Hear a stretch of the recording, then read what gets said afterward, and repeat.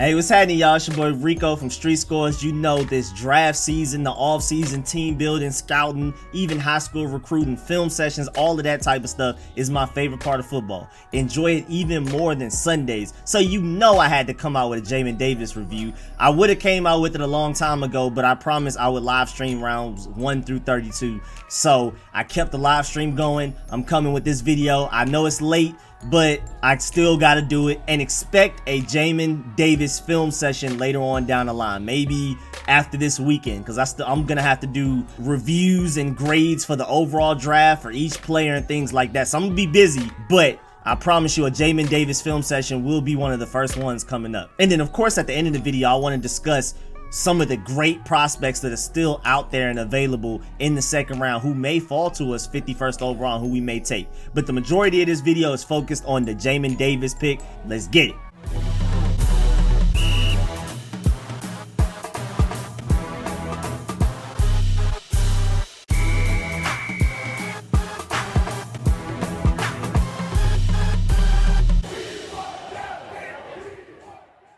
Alright, so first of all, I feel like this Jamin Davis pick, it's hard to give it a concrete grade because I feel like at the very least he can be a pretty good linebacker, but he is a boom or bust prospect. He is. With the lack of experience, only really playing for like a year, starting for a year, still don't know why. With as great as he is potentially, I don't know why they didn't use him more. I just don't get it. But that's it. The fact that he's kind of raw and doesn't have much experience is the fear in this prospect. That's the bust potential. But he's literally kind of like the defensive Zach Wilson, where he just came out of nowhere, 1 year wonder. And you could argue Zach Wilson was a top 2 quarterback in this draft. And you can definitely argue Jamin Davis is going to potentially be a top 2 linebacker out of this draft with even more potential and upside than a Micah Parsons. Of course, Micah Parsons has a higher floor. JOK has a higher coverage floor. But as far as like overall linebacker play, playing all 3 positions, Sam, most importantly, Mike, and Will linebacker,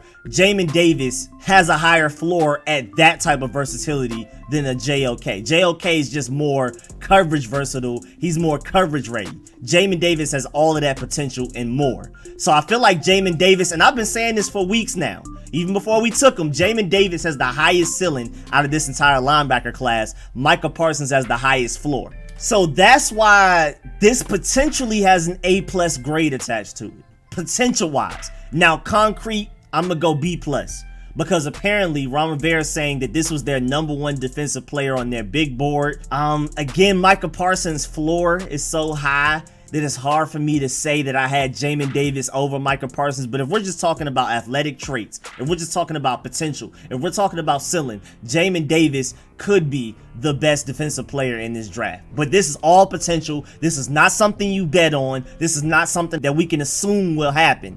But the best part is, if Jamin Davis can reach his full potential anywhere, is behind this defensive line with a head coach that was a long-time linebacker, 85 Bears, and a defensive coordinator that was also a linebacker while he played in the NFL, and a smart defensive coordinator at that. So literally, if there was anywhere that he could succeed, it's on this team. If there's anywhere that he can reach his potential, is this team, and his potential could make this draft grade an A+.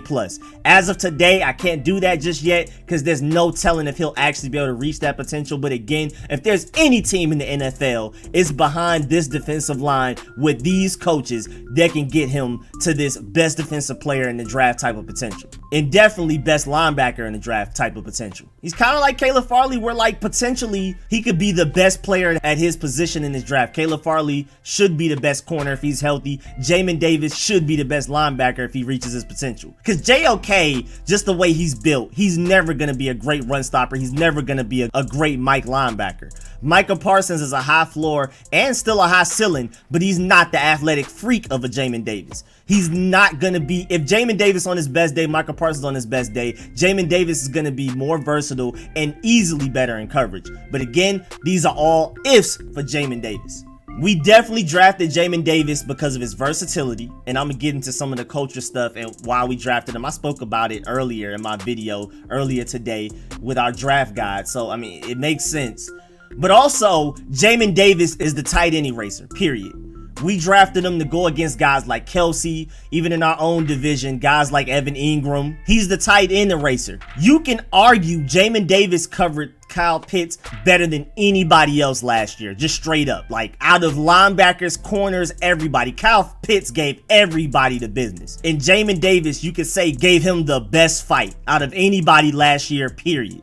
So, I mean, that's something notable to take from that. His coverage potential is immense. Now, I mean, you could argue maybe he would have been available later in the draft, but also maybe not. He is a superior athlete. His RAS score of a 9.93 out of 10, which basically calculates your athletic potential based on all your stats that you put up at the combine, your shuttle, your 40, your cones, your height, your weight, all of that taken into account, your vertical, everything that you do at the combine, pro days, all of that type of stuff. He is ranked 15th out of 2,137 draft eligible linebackers since 1987. So he's the 15th most athletic linebacker ever drafted in the NFL since 1987. Will that translate onto the field? Again, there's no telling.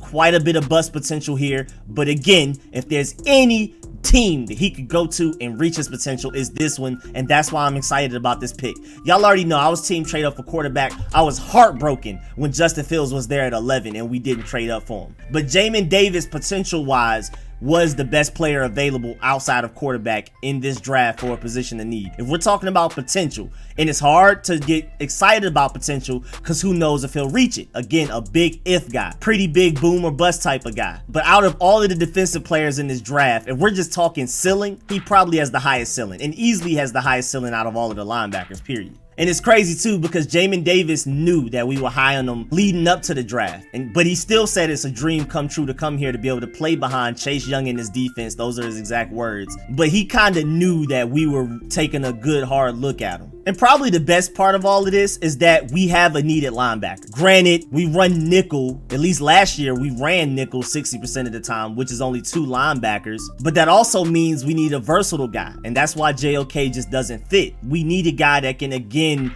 with only 2 linebackers out there, you have to act as a Mike, a Sam, or a Will linebacker any given play. You're basically a 3-4 off-ball linebacker now. You're just 2 outside linebackers out there. You have to be able to do everything. You have to be able to step up, plug in gaps, block shed, make stops in the run game, be instinctual, and then most importantly, cover, which is one of our biggest needs right now, a coverage linebacker. Now we solved that, potentially. Again, I'm gonna keep saying potentially. I'm gonna keep saying a lot of ifs. But that's why I still give this a B grade, because the potential is ridiculous. The potential is A+.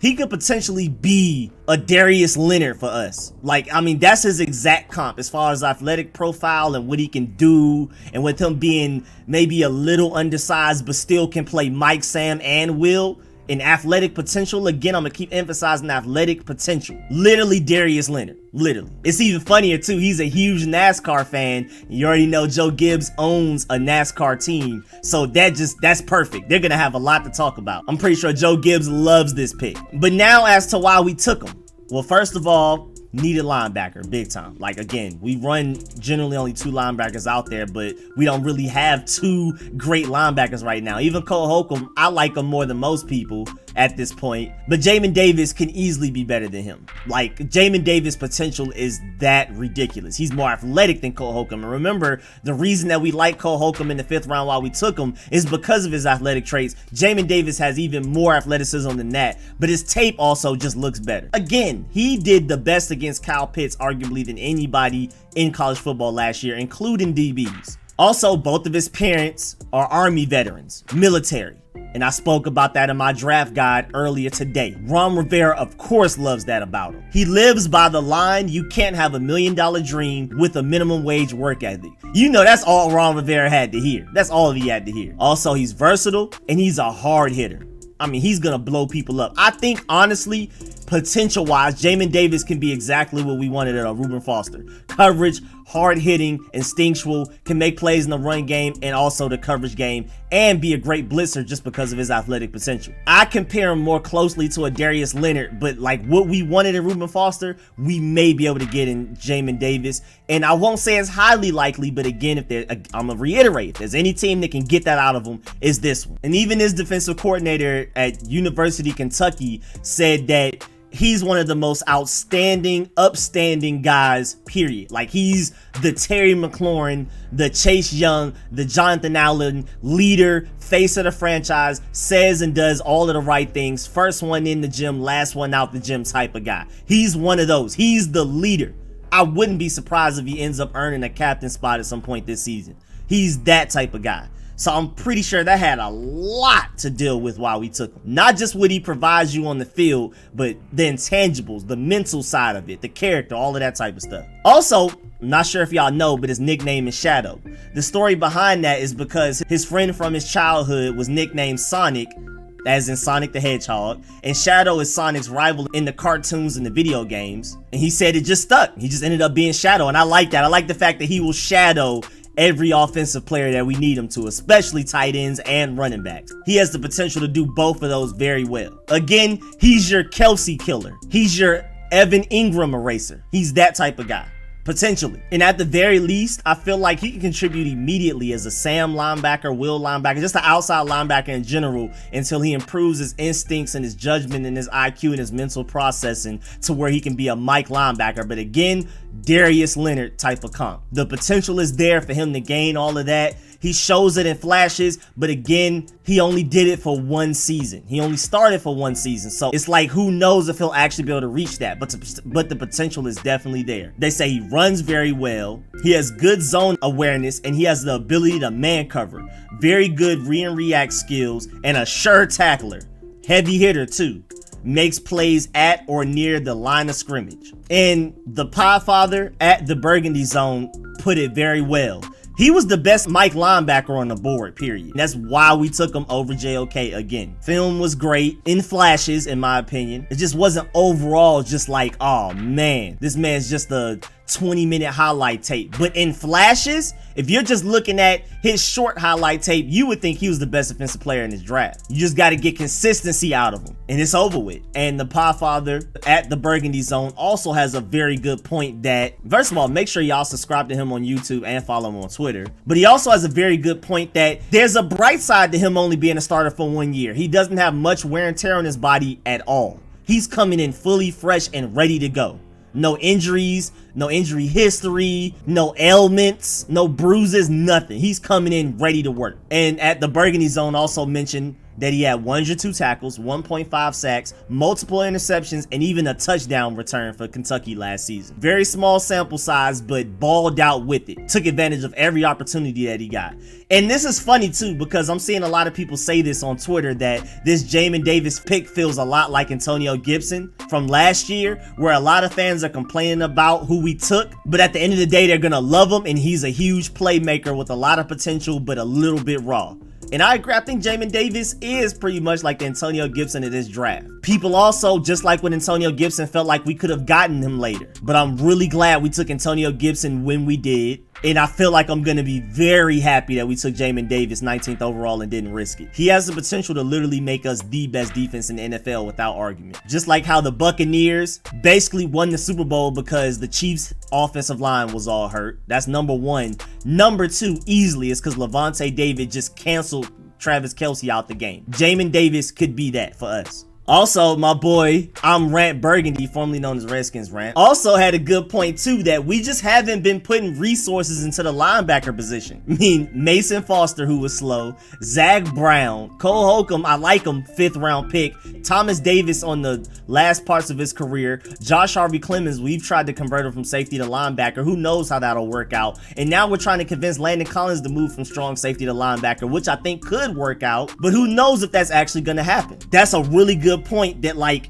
it's literally been like 8 years since we've actually tried to really invest in a true star linebacker. Ron Rivera may have gotten his Luke Kuechly, and Ron Rivera has a good track record of drafting linebackers, Luke Kuechly and Shaq Mason, and he definitely has a higher ceiling than the Shaq Mason. And a lot of people are saying that Jamin Davis is the best pure coverage linebacker. I would say right now JOK is probably the most versatile and has the higher floor, like I spoke about earlier, but if we're just talking about off potential, Jamin Davis has the potential to be the best coverage linebacker in this class. His hips are great. We've already spoken about how he's the most athletic linebacker in this class, and the 15th most athletic linebacker since 1987. Like, this is a different type of guy, y'all. He has elite lateral agility, I already said he has great hips. These are things that don't even necessarily show up in his RAS score that make him the 15th most athletic linebacker drafted since 1987. This is what shows on the tape. He's one of those guys you just gotta isolate traits. You see his hips, you see his lateral ability, you see his sideline to sideline speed, coverage ability, immense potential, all of that on tape. I feel like after watching his film more, by the time I come out with my film session, I'm gonna feel like he has a higher floor than I do today and than I did before we drafted him. Half of it's because this defensive line and the situation around him, but also just some of his traits just look like he can't really fail. I still, as of right now, feel like he's a boom or bust guy, but I feel like after I dive deeper into his film and see more stuff that I like, I may come out with a higher floor than I originally had for him. But we'll see. As of today, I still categorize him as a potential boom or bust. And it's interesting too, because Mel Kiper, who called Cameron Curl, he said Cameron Curl could end up being a big sleeper for the team that drafts him last year. We ended up taking him, ended up being arguably the best strong safety in the draft class, but he was taken in the 7th round. Arguably the biggest steal of that entire draft. He also had Jamin Davis as his 14th best prospect overall, period. Out of everybody in the draft, 14th, including the quarterbacks, including Parsons, all of those guys, including all of those corners and receivers and tackle. I'm not exactly sure which order he had everybody in general, but he had Jamin Davis as his 14th. And it's funny too, because we're going from Thomas Davis to Jamin Davis. It's pretty interesting. And again, I love that nickname, Shadow. I mean, his rise is crazy. Again, basically the Zach Wilson of the defensive side of this draft. Came out of nowhere. The Joe Burrow of defensive players. I mean, in October, people literally thought he may go in the 4th and 5th round like Ian Rappaport said. Now he went 19th overall, and it's not necessarily a reach. And once more people watch his tape for real, I think they're gonna love him in 19. Now here's some great numbers.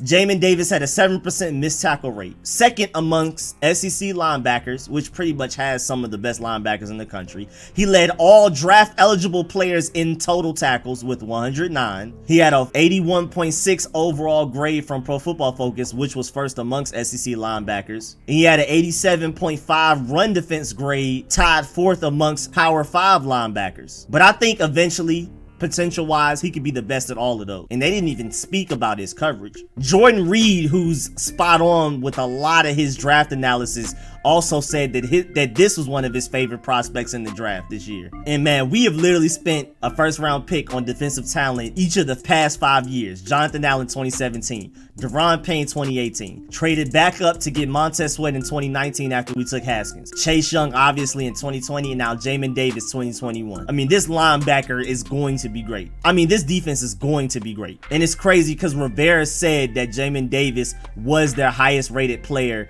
on their draft board on the defensive side. Not overall, not including offense, but just defensively. They said Jamin Davis was their highest graded player. So I'm not surprised that they were like, oh, he fell to 19. Oh, we're taking him right now. Mayhew said grade matched up with the need. He checks a whole bunch of boxes for us. Great football character guy. Again, him and Rivera are going to emphasize character all the time with him. They love that. Ron Rivera also said precisely that. Fit. He was a great fit. He plays the game at the right tempo. Can play all 3 linebacker positions. He's what you look for in an NFL player. So they just love him, period. I feel like he's that guy that's going to solve all of our 3rd and short problems. I mean, he's one of those guys that makes plays 3rd and short, whether it be covering a tight end, whether it be stopping the running back before he reaches the 1st down marker.